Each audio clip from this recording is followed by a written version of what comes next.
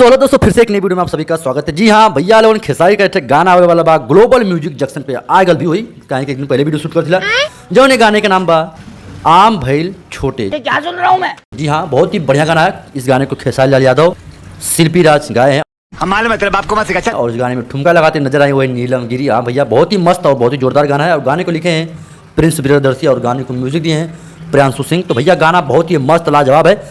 बात तो सही है। और हाँ, एक कल्लू का भी माँ गायत्री पे उनका गाना आया। कल्लू का थोड़ा सुनो, कल परसों का ही।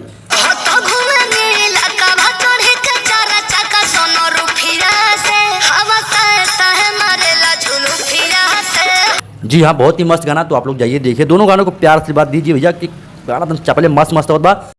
बात तो सही है। और हाँ भैया, जो अहमदाबाद में घटना भैया बहुत दुखद घटना बा। बहुत घटना भैया कही, लेकिन भैया उत्तराखंड में केदारनाथ में लोग जाते हैं दर्शन कर, वो हेलीकॉप्टर ब्लास्ट हो गया, 7 लोगों की मौत हो गई। बहुत यार पता नहीं अपने देश में क्या होता बा, कुछ समझ में ना होता बा।